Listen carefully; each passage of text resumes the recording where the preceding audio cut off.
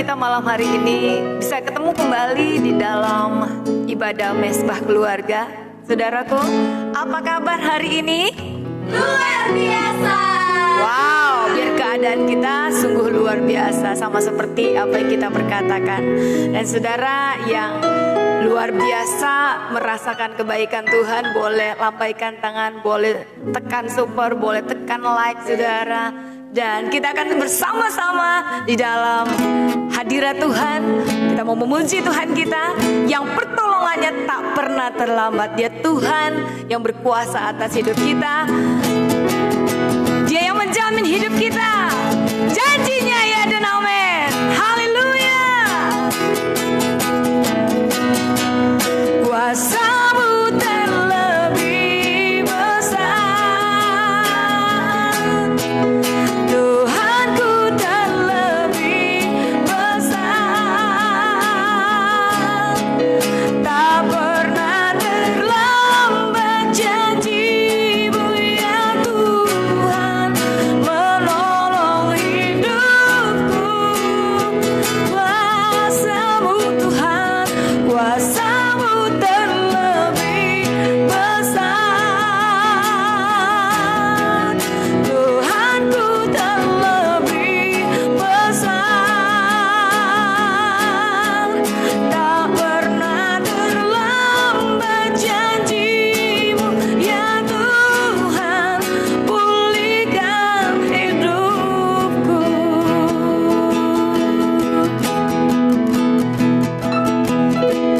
Hanya Kau Tuhan penolongku, yang selalu setia, yang selalu setia bersamaku. Kasih-Mu Tuhan, kasih-Mu yang sanggup mengubah kehidupanku. Sungguh ku berserah, sungguh ku percaya. Kuasa-Mu terlebih besar, Tuhanku, Tuhanku terlebih besar. Amin. Tak pernah terlambat janji-Mu ya Tuhan, menolong hidupku. Kuasa-Mu Tuhan terlebih besar, oh Yesus, terlebih besar, oh. Tak pernah terlambat janji-Mu ya Tuhan, pulihkan hidupku. Mari kekasih Tuhan yang di rumah katakan pujian ini. Kuasa-Mu terlebih besar. Mari sembah Dia. Dia lebih besar dari segalanya. Dia lebih besar dari persoalan hidup kita. Janjinya ya dan amin. Oh, mari bersama. Kuasa-Mu terlebih besar, Tuhanku. Oh, yes. Tak pernah terlambat.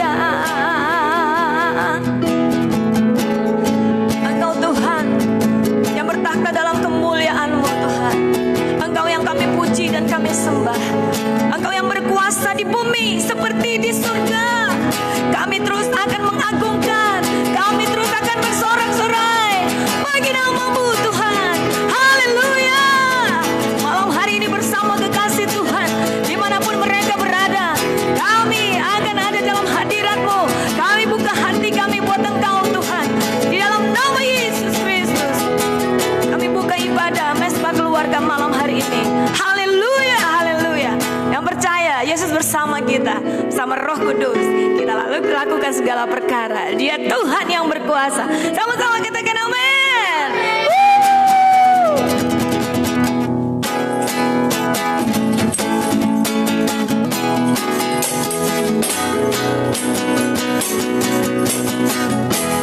Berkuasa di bumi di surga, bertata dalam kemuliaan. Dialah Tuhan Allah kita, namanya berkuasa, pembebas umatnya. Betapa hebat, betapa kuat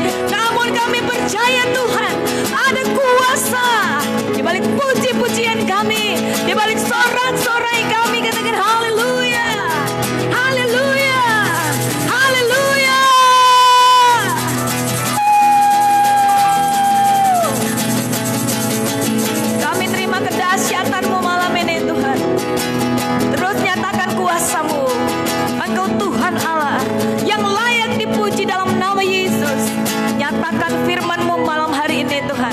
Ubahkan terus setiap kami, buat kami semakin mengenal Engkau. Biar roh kami menyala-nyala dalam hadirat-Mu Tuhan. Tidak ada yang mustahil dalam Engkau Tuhan. Apapun persoalan pergumulan hidup kami, itu tidak menjadi penghalang bagi kami untuk dekat kepadamu Tuhan. Diserahkan kehidupan kami, tubuh jiwa roh kami malam hari ini bersama kekasih Tuhan dimanapun mereka berada ya Tuhan. Dengan penuh iman kepadamu kami akan membaca dan merenungkan firman-Mu. Kami percaya Tuhan, Roh Kudus Engkau bekerja dimanapun kekasih Tuhan berada, di rumah-rumah mereka atau dimanapun Tuhan. Ketika mereka bersama kami dalam live streaming ini Tuhan, aku percaya sesuatu pasti terjadi dalam nama Yesus. Haleluya. Kami tundukkan pikiran kami Tuhan di bawah pikirannya Kristus. Hikmat Allah kami butuhkan untuk mengerti pembacaan firman Tuhan malam ini. Kami akan merenungkannya untuk kami lakukan di dalam nama Yesus. Mari bersama dengan iman katakan amin.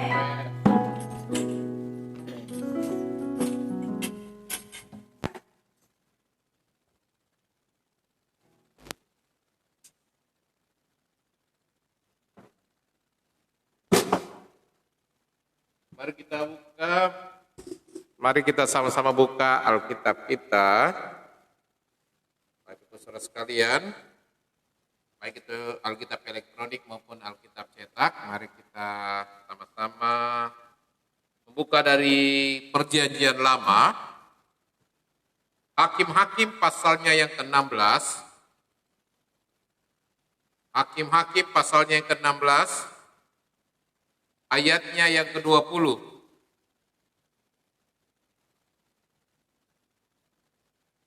Hakim-Hakim pasalnya yang ke-16, ayatnya yang ke-20. Hakim-Hakim pasal 16, ayatnya yang ke-20. Kita baca bersama-sama satu ayat ini. Hakim-Hakim 16, ayatnya yang ke-20. 3, 2, 1. Lalu berserulah perempuan itu, orang Filistin menyergap engkau Simson, maka terjagalah ia dari tidurnya serta katanya, seperti yang sudah-sudah, aku akan bebas dan akan meronta lepas, tetapi tidaklah diketahuinya bahwa Tuhan telah meninggalkan dia. Bapak Ibu Saudara sekalian, kalau Bapak Ibu mungkin lihat kami pakai baju yang loreng-loreng, itu baju seperti baju tentara, baju yang melambangkan kekuatan, perjuangan. Nah, kita juga belajar malam hari ini tentang Simson, seorang pejuang dari Israel.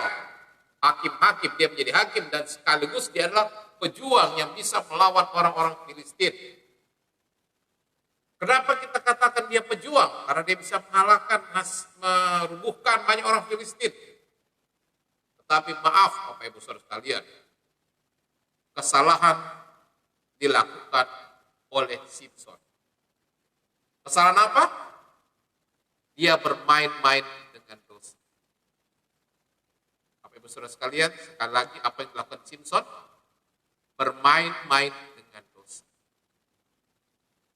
Itulah yang kita akan baca dan belajar malam hari ini. Kapan kita mau bermain-main dengan dosa, maka kita akan binasa. Kalau kita bermain-main dengan dosa, itu pun berlaku bahwa kita mempermainkan Allah. Kenapa? Karena Allah yang kita sembah, Allah yang kita puja, Allah yang melindungi kita, Allah yang setia dengan kita. Kalau kita bermain-main dengan dosa, berarti kita sudah tidak setia dengan Tuhan. Maka apa yang terjadi? Seperti yang terjadi pada hakim-hakim yang bernama Simson. Padahal dia, kalau dikatakan, dia adalah orang yang paling kuat. Mungkin kalau kita baca kisah-kisah, mungkin dia seperti Hercules, badannya besar, kuat. Simson juga demikian. Apa yang terjadi dengan Simson?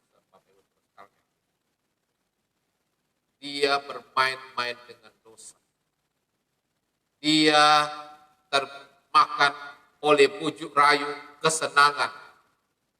Untuk itu Bapak Ibu Saudara sekalian, Simson tidak kalah saat berkelahi, saat bertarung, tetapi dia kalah saat dibujuk. Anak-anak Tuhan banyak kalah bukan dalam peperangan, tetapi dalam godaan bujuk rayu yang seolah-olah menyatakan sesuatu menjadi baik. Kita belajar dari pribadi Simson.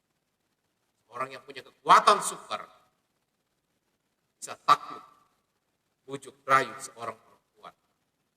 Artinya apa?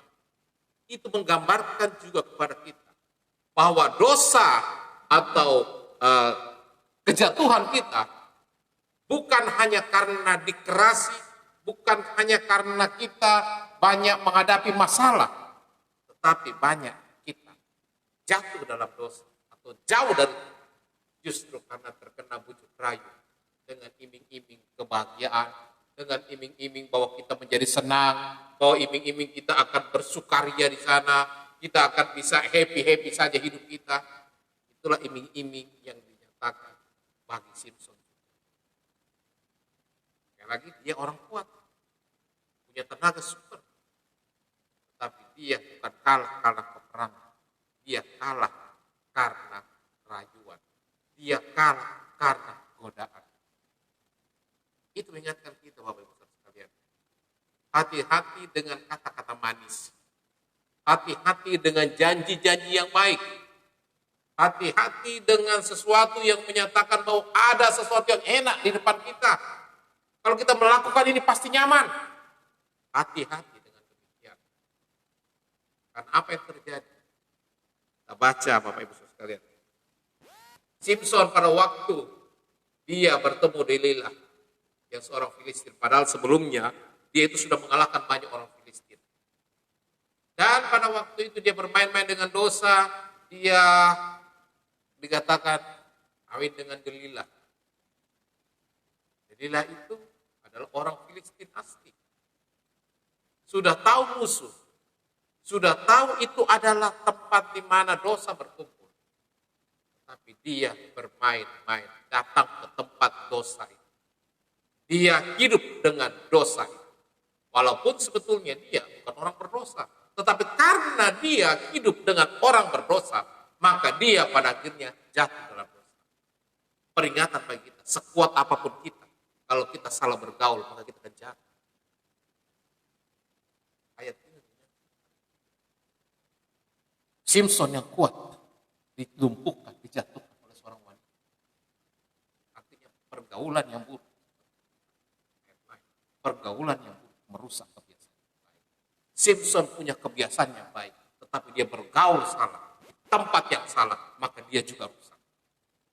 Apakah Simson tidak punya iman? Dia adalah terhitung sebagai hakim-hakim di Israel. Jadi kalau bilang iman, pasti besar. Tetapi maaf, sebesar apapun iman. Tapi kalau salah bergaul, maka bisa saja engkau jatuh.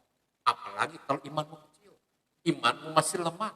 Bagaimana mungkin engkau bisa bertahan di tempat-tempat yang penuh bujuk rayu godaan, yang mengiming-imingkan kesenangan, yang mengiming-imingkan kebahagiaan saja, yang mengiming-imingkan selalu hura-hura kesenangan. Iman kita belum mampu. Kita lihat bagaimana Simson. Pada saat dia kawin dengan Delilah, Delilah minta, Delilah membujuk dia, tolong kasih tahu bagaimana kau bisa kuat. Apa yang dikatakan Simson kalau kita baca di ayat ke-7 dari Hakim-Hakim 16 ayat ke-7. Dia katakan tali busur yang baru yang belum kering itu bisa melumpuhkan aku. Pada saat dia sudah katakan itu, Delilah suruh ambil orang. Apa yang dimaksud itu? Yaitu tali busur yang baru yang belum kering, dia pakai dan dia ikatkan Simson. Dan pada akhirnya Delilah panggil lagi orang Filistin. Ayo sini, bunuh dia, sudah tangkap dia. Simson bisa lepas. Percobaan pertama. Godaan pertama Simson bisa lepas. Sudah digoda pertama. Dia sudah mengaku walaupun dia tidak mengaku full. Dia hanya membohongi musuh. Tapi dia sudah tahu pada waktu itu Ternyata begitu dia diikat, dia dipanggil orang Filistin untuk pukul dia, untuk bunuh dia. Dia sudah tahu sebetulnya. Tetapi dia masih bermain dengan dosa. Akhirnya yang kedua, di ayatnya yang ke-11 dari pasal yang ke-6 dari Hakim-Hakim ini, ditanya apa yang bisa membuat kau jadi lemah? Dikatakan pada ayat yang ke-11, tali baru yang belum pernah terpakai, itu bisa mengalahkan aku, saya jadi lemah. Dilakukan juga oleh Delilah. Delilah suruh ambil lagi tali yang baru, yang belum pernah dipakai, ikatkan dia. Ternyata, pada waktu dipakai orang Filistin, dia masih mampu untuk melepas. Artinya apa? Dengan pengalaman 2 kali sebetulnya, ini si Simpson harusnya tahu, oh ternyata ini Delilah, dia mau tahu kekuatanku, karena dia mau suruh bunuh saya. Harusnya dia berpikir begitu. Kalau dia masih dekat dengan Tuhan. Tapi karena dia mau masuk ke dalam lingkungan yang penuh dosa, lingkungan yang memusuhi dia, lingkungan yang bukan lingkungan Allah atau atmosfernya itu bukan atmosfer Tuhan, bukan atmosfer rohani, maka akan terjadi demikian Bapak Ibu Saudara sekalian. Sudah 2 kali dilakukan. Tetapi dia tetap masih goyah. Akhirnya percobaan ketiga dikatakan lagi Delilah minta. Apa yang dikatakan oleh Pak Simpson? Dia bilang, Pak, dia tanya lagi. Saya kasih tahu lagi deh. Dikatakan, saya punya rambut tenun 7 itu. Kau ikat, kau jalin baik-baik. Lalu kau patok dia, rambut saya. Maka saya akan menjadi lemah. Dikasih tahu demikian. Delilah buat lagi begitu. Ya, ikat, pakai itu rambutnya yang 7 tenun itu. Baru dia patok. Dan dia panggil lagi orang Filistin untuk bunuh dia. Apa yang terjadi? Bisa terlepas lagi. 3 kali sudah Delilah meminta agar Simpson memberitahukan kekuatannya. 3 kali Simpson bermain-main dengan dosa. Dia sudah tahu sebetulnya itu kan pada waktu sudah panggilan pertama diikat dan dipanggil, kedua juga diikat dan dipanggil untuk dibunuh, ketiga dipanggil untuk diikat dibunuh lagi. Sebetulnya itu harusnya sudah sadar. 3 kali sudah dicobai. 3 kali justru dia mengaku walaupun tanda kutip dia membohongi itu. Tapi dengan cara begitu dia sudah bisa belajar. Oh ternyata ini orang tidak baik dengan saya. Dia panggil saya, dia tidak baik. Dia pura-pura tanya saya, pura-pura minta kasihan, pura-pura dia itu mengasihi saya. Ternyata dia ada maunya. Maunya apa? Mencelakakan. Jadi sekali lagi Bapak Ibu Saudara sekalian, hati-hati kalau orang banyak meminta, banyak membujuk kita, hati-hati. Karena maaf Bapak Ibu Saudara sekalian, kalau orang celaka, orang yang sudah rusak, cenderung dia menginginkan orang lain juga rusak. Dia tidak mau orang lain itu baik. Orang rusak cenderung mencari teman untuk sama-sama rusak. Saya tadi membaca sebuah artikel yang katakan, kalau engkau mau menjadi sukses, bergaullah dengan orang sukses. Kalau engkau mau menjadi hebat, bergaullah dengan orang hebat. Tetapi kalau engkau masuk dalam lingkungan yang tidak benar, jangan kaget, engkau akan menjadi tidak benar. Ternyata itu yang sebetulnya kalau kita baca itu adalah kata-kata Alkitab. Kata Alkitab apa? Pergaulan yang buruk merusak kebiasaan baik. Itu saja intinya. Alkitab sudah meringkas dari kata-kata yang panjang itu dengan satu kalimat yang singkat. Pergaulan yang buruk merusak kebiasaan yang baik. Sehingga jangan kaget kalau kita, walaupun sebaik-baiknya kita, sekuat-kuatnya kita, kalau kita salah bergaul, salah kita menilai bujukan orang, maka kita akan jatuh. 3 kali Simpson berhasil lepas. Tapi dia masih bermain-main dengan dosa. Yang berikutnya dikatakan, Bapak Ibu Saudara sekalian, kita baca ayatnya yang ke-19. Sesudah itu dibujuknya Simpson tidur di pangkuannya. Seolah-olah tempat nyaman. Dikasih kenyamanan, dikasih enak, dikasih sesuatu kelembutan. Hati-hati Bapak Ibu. Kenyamanan, kelembutan terkadang adalah perangkap dosa. Tadi dikungkung oleh dosa. Dosa tidak pernah membuat sesuatu dengan keras, tidak. Karena sifat dari dosa adalah kita dibujuk dan digoda. Tapi kalau kita dimarahi, kita ditegur, itu dari Tuhan supaya kita menjadi baik. Tolong bedakan bujukan, rayuan, dan teguran. Memang kadang-kadang kita sebagai manusia ditegur, dimarahi, mungkin kita sakit hati, tetapi ingat, tujuannya adalah demi memperbaiki. Sekali lagi, teguran, dimarahi, tetapi semua itu berujung baik. Orang ingin kita menjadi baik. Tapi hati-hati, kalau ada orang yang membujuk kita dengan hal-hal janji yang baik, menggoda kita dengan sesuatu yang sepertinya wah, itu adalah jebakan iblis. Karena sekali lagi, iblis tidak pernah marah. Iblis tugasnya menggoda. Yesus tidak menggoda. Yesus memarahi kalau ada sesuatu yang salah. Menegur, menasehati. Maka firman Tuhan katakan, kalau anak yang kukasih, kuajar dan kuhajar. Artinya apa? Memang perlu kekerasan. Kalau diajar baik-baik sudah tidak bisa, perlu ditegur dengan keras, dengan ketegasan, dengan disiplin, sehingga apa? Menjadi baik kembali. Itulah yang Tuhan nyatakan. Itulah yang Tuhan mau. Kita baca Simson ini, ayat 19 dikatakan, sesudah itu dibujuknya Simson tidur di pangkuannya. Lalu dipanggilnya seorang dan disuruhnya mencukur ketujuh rambut jalinnya. Sehingga mulailah Simson ditundukkan oleh perempuan itu. 3 kali percobaan pertama Simson menang. Tetapi karena dia terus bergaul dengan pergaulan yang salah, sekuat apapun Simson, akhirnya dikatakan ayat 19. Mulailah Simson ditundukkan oleh perempuan itu, sebab kekuatannya telah lenyap daripadanya. Pergaulan, bujukan, kenyamanan pada akhirnya menjatuhkan kekuatan daripada Simson. Selanjutnya yang ke-20 dikatakan, lalu berserulah perempuan itu. Tetap modelnya begitu. Setelah dia bujuk, dia celakai.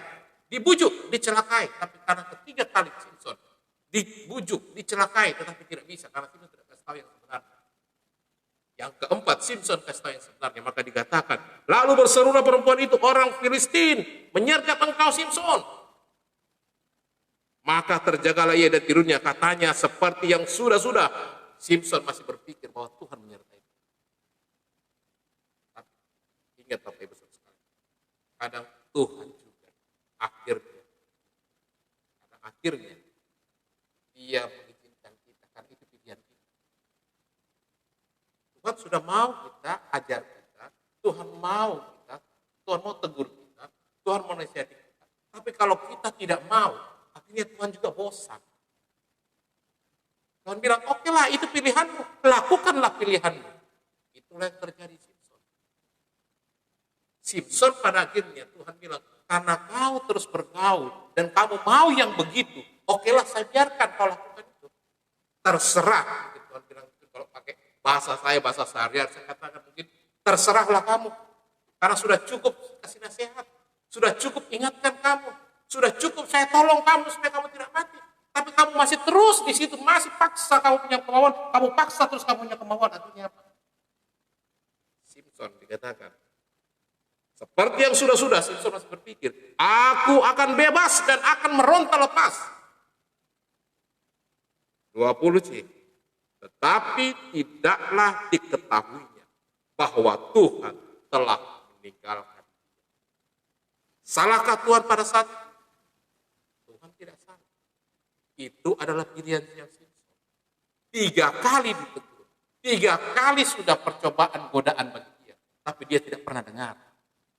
Maka yang keempat akhirnya dia jatuh. Dia kalah.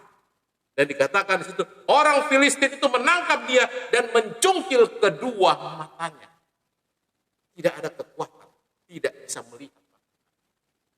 Apa yang terjadi dalam kehidupan kita kalau kita sudah tidak punya kekuatan, tidak bisa melihat apa yang terjadi. Semua itu hanya gara-gara egoisnya kita, kemauannya kita mengikuti dosa. Kita tidak mau menerima nasihat, tidak mau menerima peringatan. Akhirnya apa? Simpson yang kuat menjadi lemah. Bukan karena dipukul, bukan karena dianiaya, tetapi dia lemah karena jatuh akibat rayuan dan godaan. Godaan apa? Godaan kesenangan. Godaan happy-happy. Godaan apa? Sesuatu yang menjanjikan yang enak-enak terus. Dia jatuh oleh godaan. Sekali lagi, Simpson orang yang kuat. Dia bisa kalahkan puluhan orang Filistin dalam satu kali pertarungan. Dia kalah hanya karena godaan. Sekali lagi Bapak. Hati-hati dengan godaan. Hati-hati dengan rayuan. Hati-hati dengan bujukan. Karena hal itu yang bisa menjatuhkan kita. Orang jatuh bukan karena batu yang besar, tetapi hanya karena kerikil yang kecil. Artinya, kalau besar itu bisa, tapi kalau kecil, yaitu rayuan, kita kadang-kadang terbuai oleh itu. Ini yang terjadi pada Simpson. Dia dibujuk dan dipangku, tidur di pangkuannya. Artinya apa? Betul-betul dikasih nyaman. Siapa yang tidak mau nyaman? Makanya hati-hati. Kalau kita sudah dapat nyaman, sudah pikir kita itu sudah enak, kita akan mencari sesuatu yang enak tanpa kita memperhitungkan apakah itu Tuhan setuju atau tidak. Dan karena ego kita, egonya Simpson, maka terjadilah Simpson akhirnya apa? Dikalahkan, bahkan dikatakan cungkil mata sampai dia. Ada kekuatan lagi? Tidak ada. Kenapa? Tuhan sudah meninggalkan dia. Bapak Ibu Saudara sekalian, jangan jemu-jemu dengar nasihat. Jangan jemu-jemu dengar teguran. Karena mungkin saat kita ditegur, saat kita dinasihati, Tuhan masih ada. Manfaatkanlah kesempatan Tuhan masih ada. Tapi saat kita ditegur dan terus ditegur dan kita makin kuat dalam tanda kutip emosi kita, makin kuat dalam keinginan kita, maka satu saat teguran sudah tidak ada. Bahkan Tuhan meninggalkan. Maka akhirnya apa? Hancur apa? Bukan bisa merasakan lagi kenyamanan, bahkan melihat kenyamanan saja tidak bisa. Ini yang dialami Simpson. Dia tidak bisa merasakan lagi kenyamanan, tetapi dia akhirnya tidak bisa melihat kenyamanan. Akhir hidupnya bagaimana? Simpson dikatakan di firman ini, dia akhirnya dimasukkan di penjara dan disuruh menjadi tukang ginjal. Orang pahlawan karena bujuk rayu akhirnya menjadi sesuatu atau menjadi seorang yang rendah, paling rendah. Sudah di penjara, hanya jadi jongkos di penjara. Artinya hancur lebur. Karena apa? Hanya karena bujuk rayu. Hanya apa? Janji kesenangan. Karena apa? Pemikiran yang seolah-olah itu sudah menyenangkan. Ini kita belajar. Tuhan masih menegur kita. Tuhan masih menasihati kita. Berarti Tuhan masih beserta. Saat kita acuhkan segala sesuatu teguran Tuhan, jangan kaget Tuhan. Simpson mengalami Tuhan, maka dia bisa ditangkap, dia bisa cungkil matanya. Bahkan kalau kita baca pasal selanjutnya, maka Simpson hanya jadi bahan tertawa, padahal dia pikir dia itu akan jadi orang hebat, dia itu menjadi orang yang dipuja-puja, karena dia awalnya tidak rayu, padahal pada akhirnya dia hanya menjadi bahan tertawaan. Dikatakan ayat selanjutnya dikatakan bahwa Simpson pada akhirnya hanya jadi pelawak. Pelawak bukan karena dikasih uang, tetapi tidak ada yang bisa dilakukan. Tidak ada yang bisa diperbuat. Mungkin bukan dia melawak, tapi mungkin disuruh, Simpson sini, Simpson ambil ini. Namanya buta, dia jarang ke sana, mungkin dikasih tabrak dengan sesuatu. Orang ketawa lagi. Simpson ke sini, Simpson apa itu? Dikasih gigit anjing, diketawai lagi. Itulah nasib orang itu. Simpson dengan penuh kekuatan, nasihat dia dengar, peringatan dia dengar, dan apa yang dia sudah lihat, apa yang dia sudah rasakan, dia hanya berpikir selalu yang penting senang, senang, dan senang. Dia setiap dibujuk, selalu dibujuk, dirayu-rayu, peluk-peluk, dipangku-pangku, memang kelihatannya senang, senang dan senang. Kehancuran. Siapa Simpson? Dia orang terkuat yang dicatat dalam Alkitab. Bahkan kalau kita lihat Goliat pun kalah kuat dengan Simson. Kenapa? Goliat yang dikatakan tinggi besar dikalahkan oleh siapa? Oleh Daud yang kecil. Berarti Simson masih kuat. Cuma sayang Goliat dan Simson tidak satu masa. Mungkin kalau satu masa mungkin Goliat itu cuma disentil sama Simson. Jadi kalau saya baca Alkitab, saya buka Alkitab dan saya tahu dari apa yang ditulis di Alkitab, Simson adalah orang terkuat di dunia yang ditulis di Alkitab. Tapi maaf, dia kalah bukan karena rayuan, bujukan dan godaan. Sekali lagi, Bapak Ibu Saudara, terimalah nasihat, terimalah didikan, Amsal kata. Jangan kita tergoda oleh godaan. Jangan kita hanyut oleh rayuan. Jangan kita ikut oleh bujukan. Sehingga itu bisa menjatuhkan, bisa merusakkan, bisa menghancurkan. Amin. Tuhan Yesus memberkati. Baik, kasih Tuhan. Demikian jauh sharing malam ini. Dan seperti biasa, semua kita akan membagikan apa yang kita dapat terima malam hari ini. Dan kami sungguh berharap kekasih Tuhan yang lagi bersama kami, yang beribadah bersama kami dan telah mendengar firman Tuhan, boleh saudara menulis di kolom komentar apa yang saudara dapat dengan topik pembahasan kita tentang cerita Simson, saudara. Mungkin ada teguran Tuhan, mungkin ada rema, mungkin ada sesuatu yang saudara dapat ketika tadi pembacaan firman atau sharing tadi. Saudara, kami sungguh berharap saudara boleh bersama kami karena kami percaya tulisan saudara akan memberkati banyak orang. Baik, kita akan mulai dengan sharing dari anak-anak di rumah.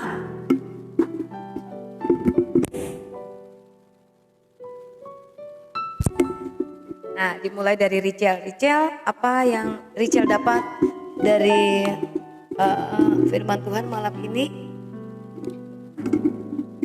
Yang saya dapat malam ini adalah hati-hati kalau orang lain membujuk kita. Membujuk kita kalau kau mau bujuk kita. Hati-hati kalau orang lain membujuk kita. Kalau mau menjadi sukses, bergaulah dengan orang sukses. Tuhan mau kita menjadi baik. Dan hati-hati, jangan jemu-jemu, dan jangan kita ikut oleh bujukan. Wow, jadi Jill dapat bahwa hati-hati dalam bergaulan. Bagaimana Simson salah bergaul, dia memilih Delila yang asalnya dari lembah Sorek, harusnya musuh Israel, ya, tidak, ya, orang Filistin, ya. Jadi dia salah bergaul. Richel katakan hati-hati dengan pergaulan. Ya. Jadi kalau contoh Richel yang kecil begini, bergaul apa yang salah yang membuat kita itu jatuh. Misalnya bergaul dengan sahabat atau apa yang bagaimana? Tadi kan bilang hati-hati di dalam bergaul. Contohnya apa? Hati-hati bergaul dengan orang apa maksudnya? Orang jahat. Orang jahat itu yang bagaimana? Nakal, gak bohong. Ya.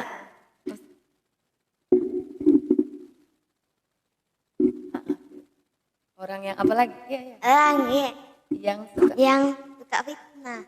Ya, ternyata Richel dapat bahwa kita juga harus menjaga pergaulan kita untuk bukan tidak boleh berteman dengan dia, tetapi beda kalau bergaul itu selalu dengan dia, kan begitu. Orang Manado kalau orang Jakarta kalau bergaul dengan orang Manado pasti bisa bahasa Manado, betul? Apalagi kalau akrab. Jadi ini intinya ke jangan bergaul tanda kutip, saudara, bahwa jangan akrab begitu. Bukan membenci, saudara, tapi ya, jangan melakukan hal-hal yang salah karena tetap bagaimanapun kalau apalagi iman kita tidak kuat bergaul dengan orang-orang yang salah, kita akan terikut, saudara. Seperti tadi, orang Jakarta atau orang bule bergaul dengan orang Manado, dia pasti bisa bahasa Manado. Kita bergaul dengan orang bule, kita pasti bisa bahasa bule. Sama dengan ini saudara, ketika kita bergaul dengan orang yang suka fitnah, suka gosip, pasti kita akan juga ikut saudara. Bagaimanapun gaya hidup kita akan seperti dalam, karena di firman Tuhan katakan pergaulan yang buruk merusak kebiasaan yang baik. Ya, itu yang Rizal dapat ya. Jadi tetap semangat memilih sahabat-sahabat dekat yang baik. Ayo Anya.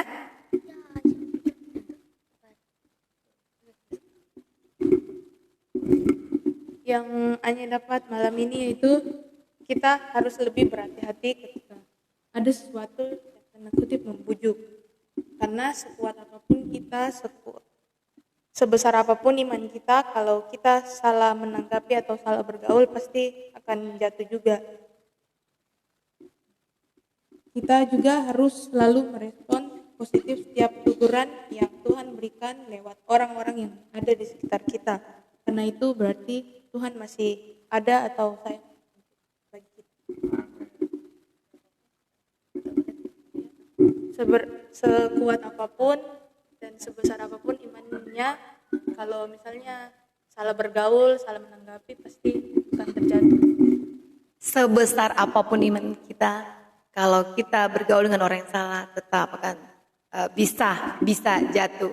Saya tertarik dengan kata-katanya ini, karena Simpson pun yang berperawakan raksasa, saudara, seperti dalam cerita ini. Dia seorang hakim, berperawakan raksasa, kekuatannya ajaib, kekuatannya ada di rambut, saudara. Bisa kalah, jatuh hanya karena kelembutan. Hanya karena kelembutan yang rayuan yang sementara. Rayuan yang bukan rayuan Pulau Kelapa, tapi rayuan yang menghanyutkan, rayuan yang mencelakakan, rayuan yang membuat Simpson jauh dari Tuhan. Ya, lanjut dulu. Novel dapat apa? Yang saya dapat malam ini, sekuat apapun iman kita, tetapi ketika kita salah bergaul, pasti kita akan jatuh juga. Karena itu, janganlah kita bergaul dengan orang yang membawa kita menjauh dari Tuhan. Dan kita harus menjaga diri kita, karena ketika kita terjerumus dengan pergaulan yang buruk, maka otomatis kita juga akan melakukan sesuatu untuk membuat orang mengikuti apa yang kita lakukan.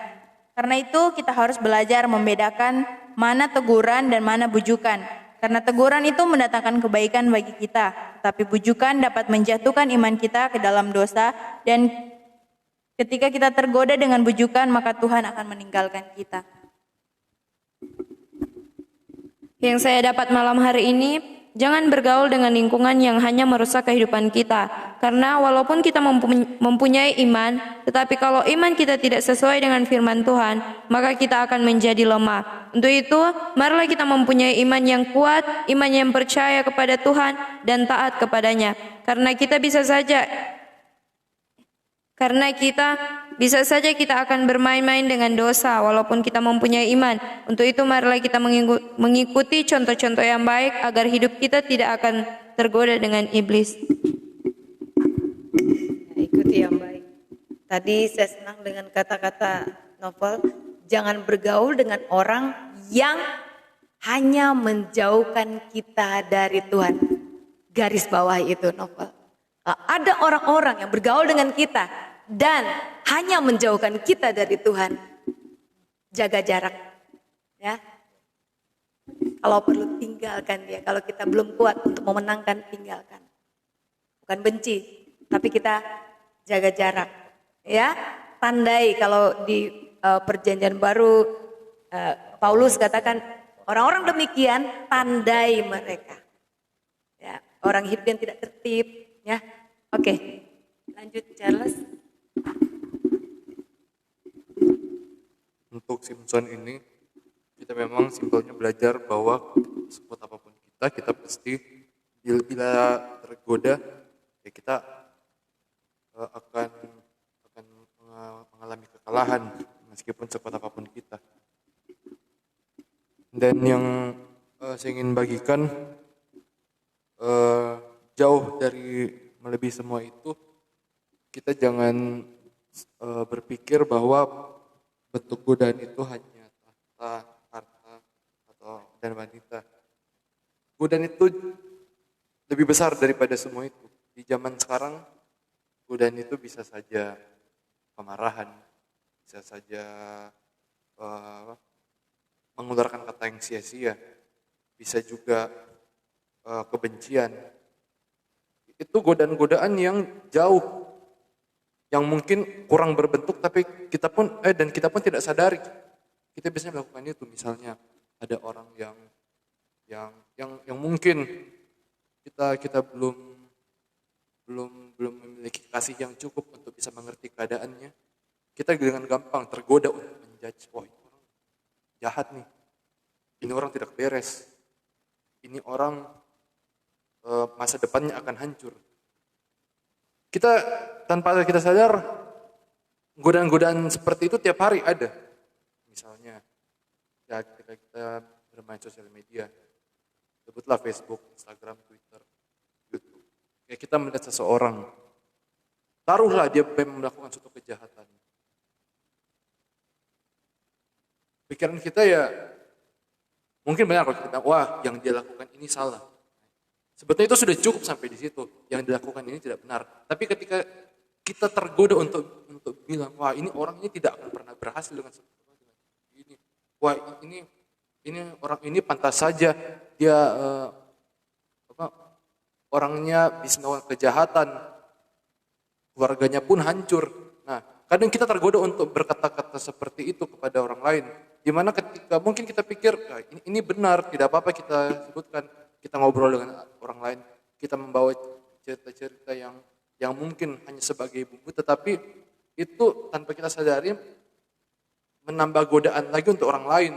Nah, makin banyak godaan dan dosa karena perkataan itu.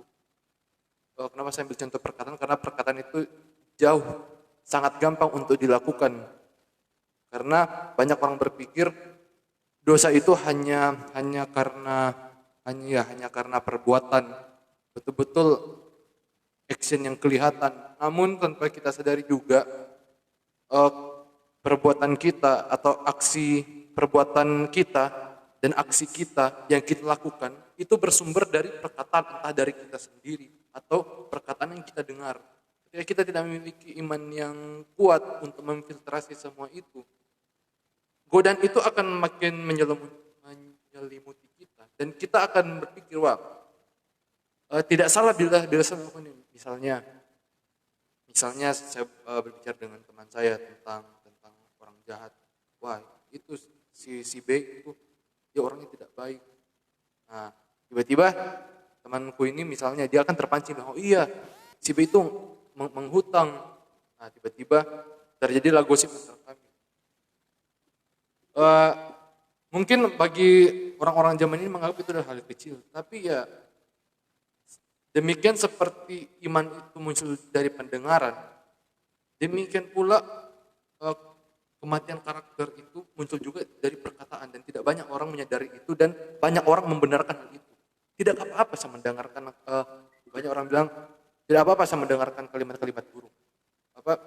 Tidak apa-apa. Semua caci makian, tidak apa-apa. Oh saya akan buktikan ke mereka suatu hari nanti saya itu bisa sukses misalnya. Banyak kan orang seperti itu, orang-orang sukses karena mendengar perkataan orang yang mungkin meremehkan mereka. Dan dari situ orang-orang sukses ini terbentuk karakternya mereka supaya mereka dan memotivasi diri mereka untuk mencapai kesuksesan karena wah saya ingin buktikan kepada ini. Mungkin kita pikir itu sesuatu yang benar, tapi kalau hanya kita ingin sukses, kita ingin hebat, hanya karena kita ingin membayar atau membalas, nah itu sangat tidak keren. Maksudnya orang terhina di dunia sekalipun bisa melakukannya. Jika kita hanya sukses karena ingin membalas orang lain, membalas perkataan, bukan gimana? Maksudnya kita harus sadar bahwa itu adalah kenyataan yang banyak kita konsumsi. Mungkin kita merasa itu benar dan itu adalah godaan yang kita dengar tiap hari. Godaan yang timbul dari kita tiap hari. mungkin godaan ini juga bersifat ya kita kurang bisa bedakan, ini godaan atau bukan. Karena untuk sukses misalnya, saya ambil contoh untuk sukses, karena ya untuk orang-orang seusia mungkin masih banyak yang relatable dengan ya meraih kesuksesan dan apalah semacam itu. Nah, terkadang itu orang-orang mencapai kesuksesan didorong oleh godaan dari diri mereka yang salah. Godaannya itu ya karena misalnya saya dijelek-jelekan, saya diremehkan, ya saya ingin menunjukkan, saya ingin buktikan. Mungkin kita pikir, wah ini itu bagus, dia membalikkan sesuatu yang jahat, yang awalnya merusak menjadi suatu kebaikan. Awalnya kita berpikir begitu, tetapi kita harus makin sadari, itu tidak membuat kita derajatnya lebih bagus. Kita hanyalah sampah yang didaur ulang dan akan menjadi sampah lagi. Ya, kita harus membereskan semua godaan dari pikiran kita. Segala wujud bentuk dari godaan, entah apakah itu godaan seperti pikiran-pikiran ingin membalas atau ingin membuktikan, atau persungutan yang keluar dari mulut kita dengan sia-sia, atau pikiran negatif kita secara personal terhadap orang, itu pun godaan yang tiap hari pasti akan timbul. Karena ya harusnya ketika kita berbicara terhadap suatu orang atau suatu masalah, kita itu harus melihat apa masalahnya dan jalan keluarnya. Jangan kita membahas orangnya siapa dan kita mematikan karakternya dengan mulut kita. Karena saya jadi ingin membagikan ini karena di dunia ini hal seperti ini sudah cukup lumrah dan orang itu cukup menerimanya sebagai suatu kebenaran yang baik. Nah, dan di sini karena hari ini kita bahas tentang Simpson yang jatuh karena ya godaan. Jadi ya memang kita diingatkan lagi bahwa ya godaan itu banyak bentuknya dan kita butuh hikmat dari Tuhan. Kita butuh cara Tuhan melihat, karena dengan mata kita sendiri, mata jimat kita tidak akan bisa lihat spirit seperti itu yang bisa melemahkan kita. Nah, maka dari itu ya kita tuh harus dekat dengan Tuhan dan percayalah Tuhan pasti akan mengirimkan juga orang-orang yang Tuhan sendiri sudah siapkan dalam hidup kita, dan orang-orang tersebut pastilah orang-orang yang punya kompetensi, orang-orang yang Tuhan lihat wah orang ini punya kelebihan dan kelebihan itu akan fit untuk kita, akan cocok buat kita. Ya, saya tertarik dengan Charles bilang bahwa memang ada seseorang yang Tuhan akan siapkan untuk menguatkan kita. Tetapi kadang kita tidak sadar, justru kita memilih orang lain yang justru menjatuhkan kita, itu yang kita pilih.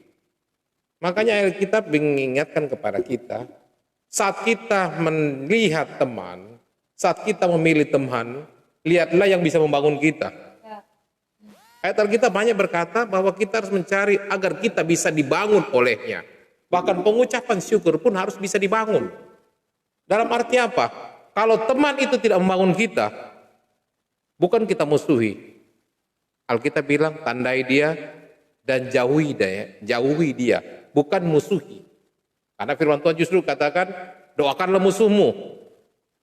Kalau kau tak berpikir, berikan pipi kanan. Itu Tuhan ajar. Tetapi dalam hal pergaulan, kita harus bisa memilah-milah. Kita bisa memilih mana teman yang membantu kita, mendukung kita. Mana teman yang tidak suka dengan kita. Ada satu kunci kalau kita baca di kehidupan sehari-hari.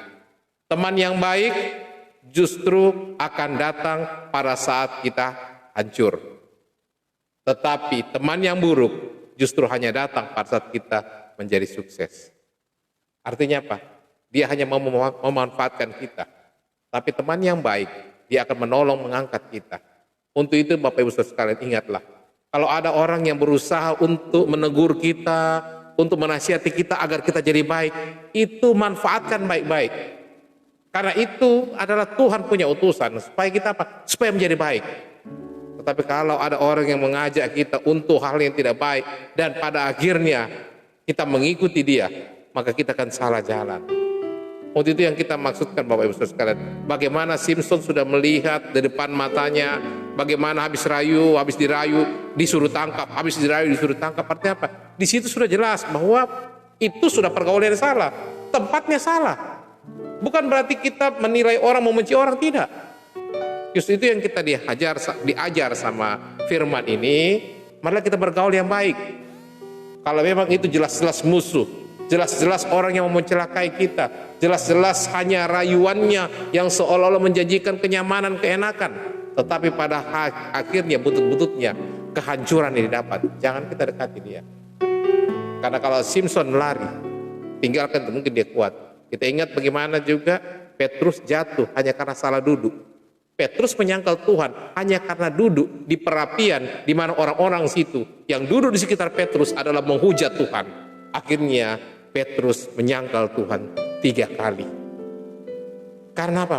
Karena salah duduk saja. Untuk itu firman Tuhan malam hari ini mengingatkan kepada kita. Marilah kita jangan salah bergaul. Jangan kita termakan oleh bujuk rayu. Tetapi lebih baik kita mendengar nasihat yang keras mungkin, peringatan yang keras, tetapi itu lebih menyelamatkan kita, membuat kita baik, mengangkat derajat kita untuk menjadikan kita baik. Lebih baik itu kita dengar ketimbang sesuatu yang menjanjikan tanda kutip, tetapi kalau kita jatuh pasti dia tinggalkan. Bapak Ibu Saudara sekalian, saudara, orang tua maksudnya baik. Ini Simpson pun istrinya, orang yang tidur selalu, yang akan hidup sepanjang hidupnya, itu pun bisa menjadi batu sandungan bagi dia. Jadi inilah peringatan bagi kita Bapak Ibu Saudara sekalian.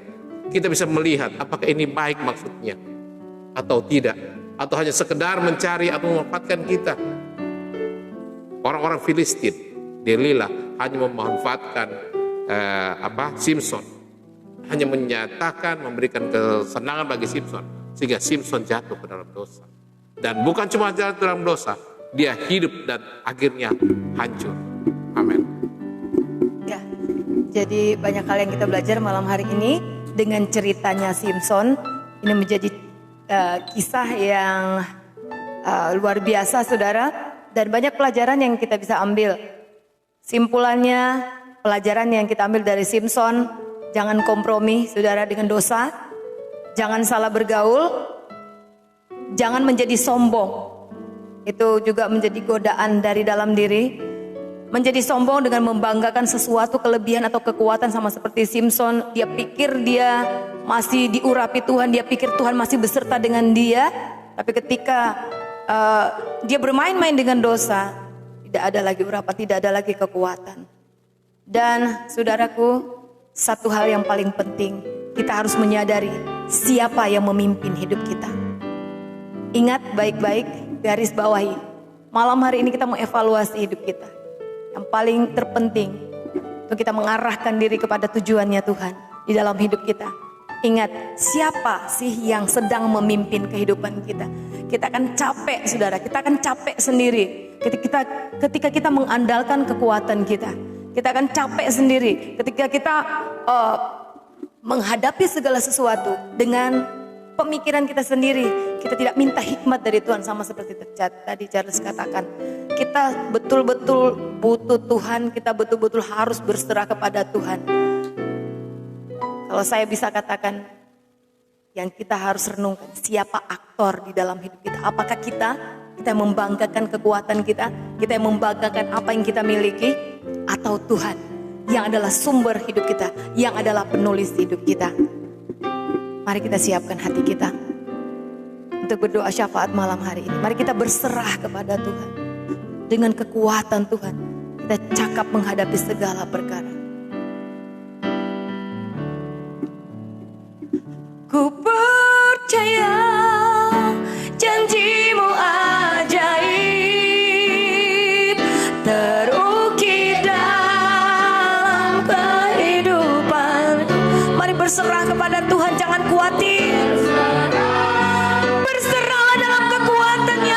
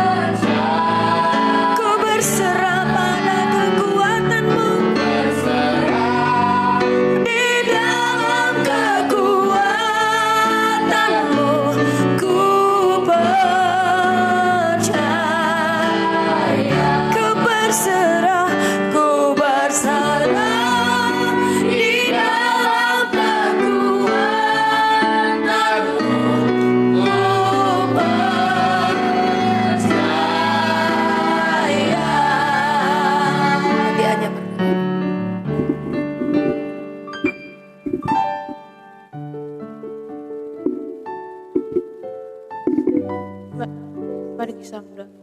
Terima kasih banyak Bapak, terima kasih Yesus buat hari ini, terima kasih buat kesempatan yang Kau masih berikan buat kami untuk datang di hadirat-Mu saat ini ya Tuhan. Terima kasih juga Tuhan buat firman-Mu ya Tuhan pada malam hari ini ya Tuhan, yang mengingatkan kami untuk selalu tidak tergoda dengan hal-hal yang dapat memuju kita menuju ke hal-hal yang negatif ya Tuhan. Berkati kami ya Tuhan agar kami selalu bisa menanggapi teguran-teguran dengan positif ya Tuhan, agar itu bisa membentuk karakter kami yang lebih kuat lagi ya Tuhan. Terima kasih banyak Bapak, terima kasih Yesus. Berkati juga Tuhan buat hamba-Mu yang sudah membawakan firman-Mu ya Tuhan, berkati dia, berkati terus dalam pelayanannya dan keluarganya Tuhan. Terima kasih banyak Bapak. Sekarang ya Tuhan, kami ingin berdoa ya Tuhan buat bangsa negara ini ya Tuhan. Engkau berkati ya Tuhan bangsa negara ini Tuhan, dari Sabang sampai Merauke ya Tuhan, bangsa Indonesia ini ya Tuhan. Engkau tahu ya Tuhan apapun semua yang dihadapi oleh bangsa-Mu saat ini ya Tuhan. Kami yakin dan percaya itu ya Tuhan atas seizin dan kendali-Mu ya Tuhan. Sekarang kami berdoa ya Tuhan buat bangsa negara ini Tuhan. Pulihkan ya Tuhan bangsa ini ya Tuhan. Sembuhkan bangsa ini ya Tuhan. Berikanlah belas kasihan-Mu ya Tuhan bagi bangsa ini ya Tuhan, agar pulih dari segala masalah dan problema yang ada ya Tuhan. Baik itu masalah COVID-19 yang ada saat ini ya Tuhan, ataupun bencana-bencana alam yang terjadi di bangsa ini ya Tuhan.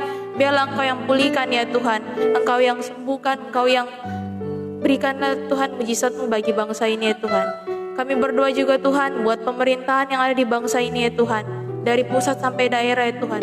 Baik itu Bapak Presiden, Wakil Presiden, Menteri-Menteri yang ada ya Tuhan, DPR, MPR, DPD dan lain sebagainya Tuhan, maupun Gubernur, Wali Kota, Camat, Lurah, RT RW. Biarlah Engkau memberkati mereka ya Tuhan, agar mereka dapat menjalankan tugas tanggung jawab mereka di setiap daerah yang mereka pimpin ya Tuhan dengan baik. Berikan mereka hikmat, kebijaksanaan, kesehatan, kekuatan ya Tuhan, agar mereka bisa memilih keputusan-keputusan yang seturut dan kehendak-Mu ya Tuhan.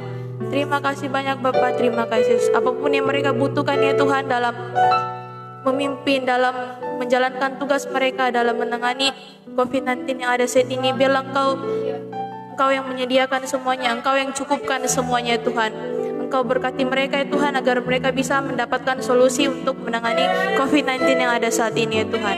Terima kasih banyak Bapak, terima kasih. Kami berdoa juga ya Tuhan buat para relawan, tim medis, dokter-dokter yang ada ya Tuhan, perawat-perawat yang ada ya Tuhan, dalam menangani pasien-pasien yang ada saat ini ya Tuhan.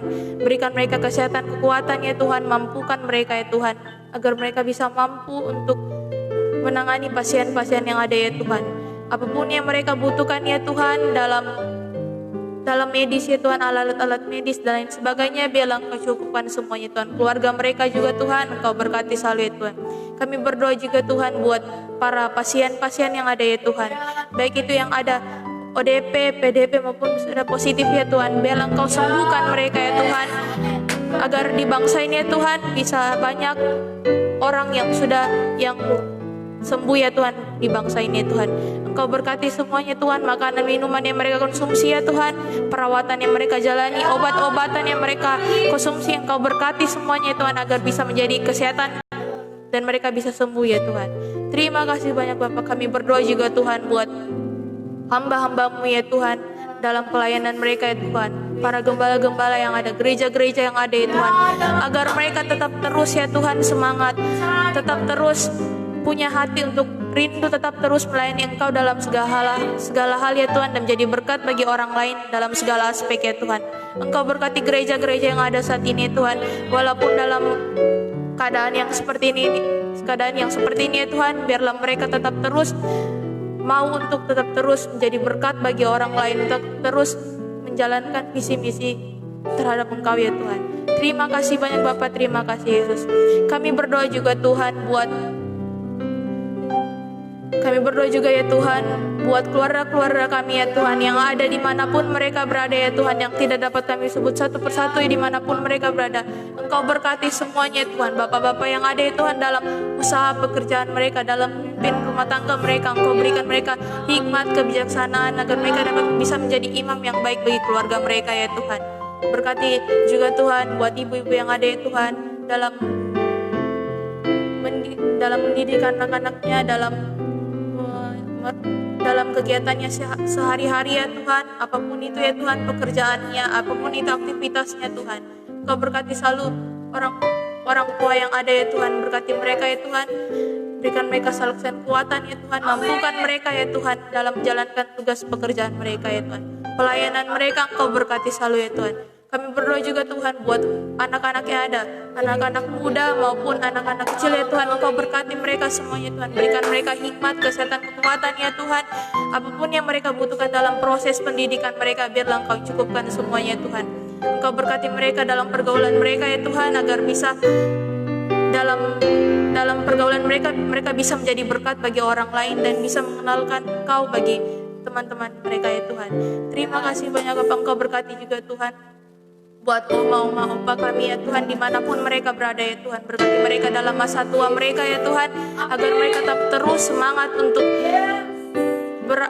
mencari Engkau ya Tuhan, mereka tetap terus sehat, kuat, mampu menjalani aktivitas mereka ya Tuhan. Terima kasih banyak Bapak, berikan mereka selalu kekuatan, panjang umur selalu ya Tuhan kepada mereka ya Tuhan. Kami berdoa juga Tuhan buat seluruh penonton-penonton yang ada dalam siaran langsung yang ada saat ini ya Tuhan. Engkau berkati mereka ya Tuhan yang sudah menonton siaran langsung, yang sedang beribadah saat ini ya Tuhan. Engkau berkati mereka ya Tuhan, lewat ibadah ini mereka bisa mendapat rema dan bisa melakukan dalam kehidupan sehari-hari mereka, dan bisa menjadi berkat juga bagi mereka ya Tuhan. Engkau berkati semua mereka ya Tuhan dalam usaha pekerjaan mereka ya Tuhan, pendidikan, pelayanan mereka Engkau berkati selalu, apapun yang mereka butuhkan biarlah Engkau cukupkan selalu ya Tuhan. Terima kasih banyak Bapak, terima kasih Yesus. Mari kita terima berkat Tuhan. Haleluya, haleluya. Kiranya kasih karunia dan damai sejahtera dari Bapa, cinta kasih dari Kristus Yesus, penyertaan pengurapan Allah Roh Kudus menyertai kita, baik kita secara pribadi maupun keluarga, baik kita yang bekerja, usaha ataupun pelayanan, anak-anak kita yang kuliah, sekolah dan dalam masa pertumbuhan, dan apapun yang kita kerjakan seturut dengan kehendak Tuhan, Tuhan buat berhasil. Di dalam nama Tuhan kami Yesus Kristus, kami tutup ibadah mesbah keluarga malam hari ini dengan doa Bapa kami. Bapa kami yang di surga, dikuduskanlah namamu, datanglah kerajaanmu, jadilah kehendakmu di bumi seperti di surga. Berikanlah kami pada hari ini makanan kami yang secukupnya, dan ampunilah kami atas segala kesalahan kami, seperti kami juga mengampuni orang yang bersalah kepada kami. Dan jangan membawa kami ke dalam pencobaan, tetapi lepaskanlah kami daripada yang jahat. Karena Engkau yang punya kerajaan dan kuasa dan kemuliaan sampai selama-lamanya. Amin. Amin. Baik kekasih Tuhan, terima kasih kebersamaannya bersama kami di dalam ibadah live streaming ini. Dan doa kami menyertai saudara. Kami akan menyapa saudara kekasih Tuhan yang bersama kami yang meninggalkan pesan di kolom komentar.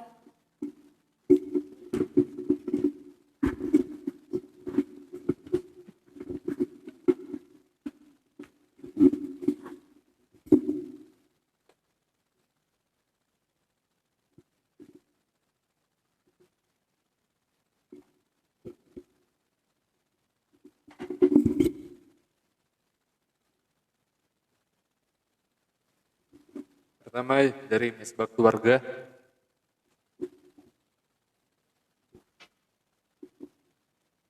Ada Ana Tampi Robat.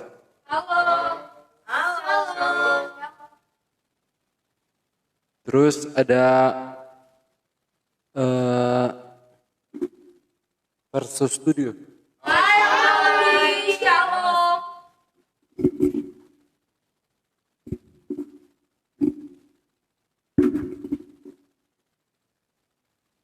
Ada Jaini Mamesa. Hai Madi. Shalom. Terus ada God Bless You by Sari Sabun Bambu Tumpaan. Ya, guys. Ada Mama Yanisel. Amin. Koawi dan anak-anak. Ada Denny Sondakoyo. Dan ada Feni Koyo. Ada Auda Umbo Eman. Ada Ida Wongkar. Terus ada Yuliana. Masih bersama kita saat ini, masih ada juga KDD. Katanya Tuhan tidak pernah merayu, tapi Tuhan mengajar kita dalam bergaul. Dan dalam bergaul kita memang harus bergaul dengan lingkungan yang menguatkan iman kita kepada Tuhan. Dan lebih baik lagi kalau kita menjadi garam dan terang dalam pergaulan kita. Dan ada Femi Wangkower. Amin, amin. Dan Jenny Mamesa juga, amin. Di akun Ferdinand Wibowo.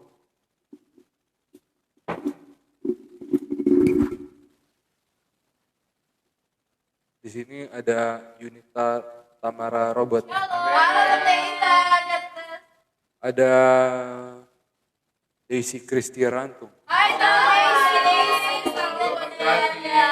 Ada Arstelvi R. Dan terakhir ada Yan.